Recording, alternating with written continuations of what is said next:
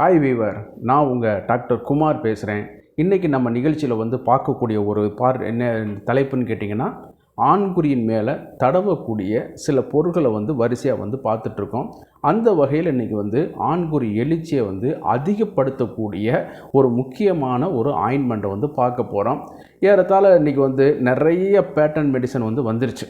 நம்ம அதெல்லாம் ஒரு பக்கம் அவர்களும் ஆராய்ச்சி செய்துபட்டு முறையான பேப்பர் ஒர்க்லாம் பண்ணி தான் அதை வெளியிடுறார்களே ஒழிய அதில் எந்த ஒரு தவறோ மாற்று கருத்தும் கிடையாது. அவைகளும் நல்ல மருந்துகள் தானே ஒழிய கிளாசிக்கலாகவே பல நூற்றாண்டுகளாகவே நமது பாரம்பரிய சித்த ஆயுர்வேத மருத்துவத்தில் சொல்லப்பட்டுள்ள கிளாசிக்கல் ட்ரக்ஸை இன்றைக்கி பார்க்க போகிறோம். அந்த வரிசையில் நம்ம இன்றைக்கி பார்க்கக்கூடிய ஒரு முக்கியமான ஒரு தைலம் தான், ஆனால் ஆயின்மெண்ட் பேஸில் இருக்கும். அதைத்தான் இன்றைக்கி பார்க்க போகிறோம். இது எப்படி செயல்படுது, ஆண்குறி எழுச்சியை எப்படி ஊக்குவிக்குது அப்படிங்கிறத இந்த நிகழ்ச்சியில் பார்க்க போகிறோம். நிகழ்ச்சியை பார்க்க போகிறதுக்கு முன்னாடி வழக்கம் போல் உங்களோட ஒரு சின்ன ஒரு வேண்டுகோள். இந்த நிகழ்ச்சி உங்களுக்கு பிடிச்சிருந்துன்னு கேட்டிங்கன்னா லைக் பண்ணுங்கள். அதே நேரம் மற்றவர்களுக்கும் பயனுள்ளதாக இருக்குதுன்னு கேட்டிங்கன்னா ஷேர் பண்ணுங்கள். மறந்துடாமல் எங்களுக்கு சப்ஸ்கிரைப் பண்ணி ஹெல்ப் பண்ணுங்கள். நான் உங்கள் டாக்டர் குமார். வாங்க நம்ம நிகழ்ச்சிக்குள்ளே போகலாம். சரிங்களா? பொதுவாக இந்த ஆண்குறி மெக்கானிசம், எழுச்சி மெக்கானிசம் ஒரு தசையாலேயோ எலும்புகளாலோ அதாவது தூண்டப்படுவது இல்லை. நான் சொல்கிறது எழுச்சி. ஆண்குறியில் ஏறத்தாழ 2 வகையான ஆர்டரியும் ஒரு வெயினும் இருக்குது. 3 வகையான தசைகளும் அதில் காணப்படுது. இதில் பார்த்தீங்கன்னு கேட்டிங்கன்னா, இந்த எழுச்சி அதிகரிக்கக்கூடிய இந்த மெக்கானிசம் முழுக்க அதில் இரத்த குழாய்களுடைய இதில் அது செயல்படுது. சரிங்களா? இரத்த குழாய்களுடைய பணிகளில் செயல்படுது. இதற்கு மூல காரணமாக இருக்கிறது பிளட்டில் நைட்ரிக் ஆக்சைடு லெவலை அதிகப்படுத்தும் பொழுது இந்த இரத்த தந்திகள் நீட்சி அடைந்து ஒரு இன்டர்லாக்கிங் மெக்கானிசம் ஆகி நின்று ஆண்குறி எழுச்சி அடையுது. அப்போ இந்த எழுச்சி அடையும் பொழுது இது நார்மல் மெக்கானிசம். இதை பற்றி சில வீடியோக்கள்லாம் போட்டிருக்கேன். முந்தைய வீடியோக்களை கொஞ்சம் போய் பார்த்துட்டு வாங்க. இதை பாதிக்கக்கூடிய சில ஃபேக்டர்ஸ் நம்ம இதில் இருக்குது. சரிங்களா? அதை நம்ம பார்க்கணும். பொதுவாக நோய் நாடி, நோய் முதல் நாடி, அது தணிக்கும் மாய் நாடி வாய்ப்பச் செயல்னு சொன்ன மாதிரி எது அந்த நோயை கிரியேட் பண்ணுதோ அதை நம்ம காசட்டிக் ஃபேக்டரை, ரூட் ஃபேக்டரை நம்ம ஐடென்டிஃபிகேஷன் பண்ணிட்டோம்னாலே இந்த பிரச்சனை முழுக்க சால்வ் ஆயிரும். சரிங்களா? நம்ம பிசியாலஜிக்கலாக ஆண்குறி எப்படி எழுச்சி ஆகுதுங்கிறத நம்ம பார்த்துட்டோம். இந்த இதில் அது எழுச்சியை தடை செய்யக்கூடிய காரணங்கள் பார்க்கும் பொழுது, நம்பர் 1 ஹார்மோன் குறைவு, ஒபேசிட்டி, டயாபெட்டிக் கண்டிஷன், அதே நேரத்தில் இரத்தத்தில் வரக்கூடிய குழாய்களில் பாதிப்பு, புரோட்டீன் மெக்கானிசம், அதே நேரம் இரத்த குழாய்களில் அர்த்ரோஸ்க்ளீரோசிஸ்ன்னு சொல்லக்கூடிய சில அடைப்பு, சில நேரம் ஸ்கேல்ஸ் ஃபார்மேஷன் அப்படிங்கிற மாதிரியான சூழ்நிலைகள் வரும்பொழுது இந்த ஆண்குறி எழுச்சி தடை செய்யுது. சரிங்களா? இந்த மாதிரி தடை செய்யப்படும் பொழுது என்னென்னு கேட்டிங்கன்னா, ஹார்மோன்ஸ் வரும்பொழுது பார்த்திங்கன்னா லோ லிபிடோ இருக்க வைக்கும்.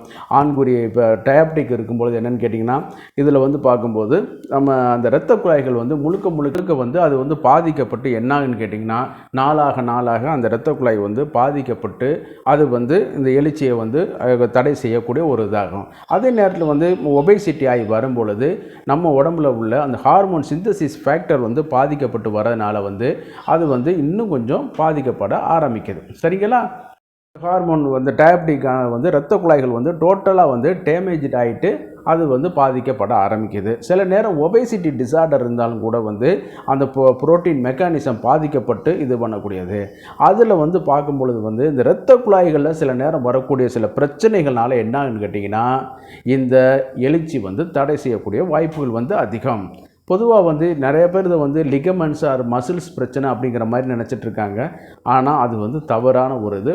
முழுக்க இந்த இன்டர்லாக்கிங் பிரச்சனை அமைப்பில் உள்ள இரத்த தந்துகினால தான் இந்த ஆண்குறி நீட்சியானது நடைபெறுகிறது. சரிங்களா? இதற்கு மூல காரணமாக இருக்கிறது ஒரு நைட்ரிக் ஆக்சைடுங்கிற ஒரு இது தான் நம்ம முக்கிய மூலப்பொருள் தான்ங்கிறத நம்ம இது பண்ணணும். அதே நேரத்தில் இது நம்ம புரோட்டீன் உணவுகள் மூலம் தான் எடுத்துக்கிறக்கூடியது. சரி, இப்போ நம்ம பார்க்கக்கூடியதில் பார்க்கும்போது பார்த்திங்கன்னா, இந்த அர்த்ரோஸ்க்ளீரோசிஸ்னால் சில நேரம் ஆண்குறி எழுச்சிகள் பாதிக்கப்படும். தசைகள் சுருக்கம் இருக்கும் பொழுது அந்த தசைகளுடைய நிறைய உடலுறவு பண்ணி என்னான்னு கேட்டிங்கன்னா, அது உங்களுக்கு அந்த தசைகள் பாதிக்கப்பட ஆரம்பிச்சிடும். சரிங்களா. அதனால் அந்த இரத்த குழாய்களுடைய இப்போ ரிட்டர்ன் வர்றது போகிறது இதனால் வந்து அந்த இதில் வந்து பாதிக்கப்பட ஆரம்பிச்சிடும். நார்மலாக வந்து எந்த ஒரு இது பண்ணிகிட்டு இருந்தோம்னாலுமே அது வந்து சில பிரச்சனைகளுக்கு வந்து உள்ளாகும். ஒரு கருவியோ ஒரு மோட்டாரோ ஒரு வீட்டில் உள்ள உபயோக பொருட்களோ நம்ம பயன்படுத்தும் பொழுது ரெகுலராக இது பண்ணும்போது வியர் அண்ட் டியர் வந்து இருக்கக்கூடிய ஒரு இது. அதே மாதிரி மெக்கானிசம் தான் அந்த ஆண்குறியிலே நடக்குது. சரிங்களா. அப்போ வந்து இந்த அர்த்ரோஸ்க்ளீரோசிஸ் வரும்பொழுது என்னான்னு கேட்டிங்கன்னா சம்திங் டெபாசிட் இருந்தால் இரத்த குழாய்களில் வந்து நடக்குது. ஒன்லி எய்தர் ஃபேட்டாக இருக்கலாம், சில நேரம் ஸ்கேல்ஸாக இருக்கலாம். சரிங்களா. இந்த மாதிரியான இதுகள்னால இருக்கும்பொழுது அந்த இரத்த குழாய் முழுக்க முழுக்க போய் வரும்பொழுது தடைபட்டுரும். அந்த மாதிரியான பிரச்சனைகளுக்கு தான் நம்ம இந்திய மருத்துவத்தில் சித்தா ஆயுர்வேதத்தில் சொல்லப்பட்டு இருக்கக்கூடிய மயன தைலம்ங்கிற தைலம் வந்து மிக நல்ல ஒரு செயலை வந்து செய்யக்கூடியது. இதில் வந்து வேக்ஸ் இருக்குது, மஞ்சள் இருக்குது, சுக்காங்கல்ல போட்டு அதில் வந்து வாழை வடித்தல் முறையில் வந்து அப்படியே வந்து பானையை வந்து அது ஒரு ப்ராசஸ். சித்தா ஃபார்முலேஷனில் பல வகையான இதில் வந்து சொல்லியிருக்காங்க. எந்த மருந்து நீங்கள் நினைக்கிற மாதிரி அரைச்சி கொடுக்குறது அந்த மாதிரிலாம் ஒரு இது இருந்தாலும் கல்வத்தில் பண்ணுறது, குளித்தைலம் இருக்குது, அதே மாதிரி புடம் போட்டு எடுக்கிறது, இந்த மாதிரி நிறைய அது அந்த காலத்தில் எப்படி தான் அதை பற்றி கண்டுபிடிச்சாங்க அப்படிங்கிறது ஆண்டவனுக்கு தான் வெளிச்சம். அப்போ இந்த மாதிரியான ஒரு செக்டார் வந்து இருக்குங்கிறத நம்ம தெரிஞ்சுக்கிறோம். அதில் அந்த அளவுக்கு நம்ம முன்னோர்கள் வந்து நம்ம இந்த மருத்துவத்தில் வந்து ஒரு பெரிய வந்து ஒரு அளப்பரிய பணிகளை வந்து செஞ்சுருக்காங்க அப்படிங்கிறதுல எந்தவித மாற்று கருத்தும் வந்து கிடையாது. சரிங்களா. அந்த மாதிரி வரும்பொழுது இந்த தைலம் வந்து என்னன்னு கேட்டிங்கன்னா ஒரு பாட்டில்களில் வரும்பொழுது மேனுஃபேக்சரிங் பண்ணி வரும்பொழுது அந்த மெழுகு வந்து கொஞ்சம் வந்து சாலிட் ஸ்டேஜில் வந்து மாறிடும். ஆயின்மெண்ட் பேஸில் இருக்கும். இப்போ அது வந்து என்னென்னு கேட்டிங்கன்னா கொஞ்சம் சுடுதண்ணியில் நீங்கள் வைக்கும் பொழுது என்னன்னு கேட்டிங்கன்னா அது வந்து மெல்ட் ஆகிடும். சரிங்களா. மெல்ட் ஆகும் பொழுது இளம் வெது வெதுப்பான ஒரு இதில் வந்து வரும் பொழுது இந்த ஆண்குறியில் வந்து நம்ம தடவும் பொழுது வந்து அந்த வந்து மெழுகுக்கு ஒரு இது வந்து சில ப்ராப்பர்ட்டி வந்து இருக்குது. ரிவர்ஸ் ஆஸ்மாசிஸ் பண்ணுதா அல்லது வந்து வேறு எதுவும் ப்ரெஷருடைய வேரியேஷனால் அந்த இரத்த ஓட்டத்தை அதிகரிக்குதாங்கிறது இன்னும் வந்து அது ஆராய்ச்சிக்கு உட்படுத்தப்படக்கூடிய ஒரு பொருள். சரிங்களா. இன்னும் வந்து அதுக்கான பேப்பர் ப்ரெசன்டேஜ் எல்லாம் வந்து இன்னும் வந்து அந்த மருத்துவத்தில் வந்து செய்யப்பட வேண்டியிருக்கு, செஞ்சுட்டு இருக்காங்க. சரிங்களா. அந்த அளவுக்கு உள்ள இந்த மருந்துகள் வந்து அதில் சொல்லி கொண்டு வருவது வந்து கைகால் சுளுக்கு, உடம்பு வலி இந்த மாதிரியானது சொல்லிட்டு வரும் பொழுது அந்த பாடல்களை சொல்லிட்டு வரும் பொழுது இந்த ஆண்குறி தளர்ச்சியை பற்றியும் அதில் வந்து ஒரு குறிப்பு வந்து காணப்படுது. இதை நீங்கள் வந்து அருகில் உள்ள அரசு பதிவு பெற்ற ஆயுர்வேத சித்த மருத்துவர்கள்ட்ட நீங்கள் கேட்டிங்கன்னா கூட விளக்கமும் கொடுத்துருவாங்க. அந்த ப்ராடக்ட்டும் உங்கள்கிட்ட வந்து இருக்கும். இதை வந்து என்ன பண்ணிக்கிட்டு நான் சொன்ன மாதிரி வந்து கொஞ்சம் ஹாட் வாட்டரில் வச்சுக்கிட்டு அந்த மைல்டாக வந்து தடவி விட்டு இது பண்ணும் பொழுது இந்த அர்த்ரோஸ்க்ளீரோசிஸ் அதாவது இரத்த குழாய்கள் எதுவும் பிரச்சனைகள் இருக்குதா அல்லது மைல்டாக அந்த தசைகள் வந்து ரொம்ப வந்து ஃபார்மேஷன் இல்லாமல் அதாவது செயல் இழந்து போய் இருக்குதா இதை கூட அது வந்து சரி பண்ணி கொடுக்கக்கூடிய ஆற்றல் வந்து அந்த இதுக்கு வந்து இருக்குது. சரிங்களா. இது வந்து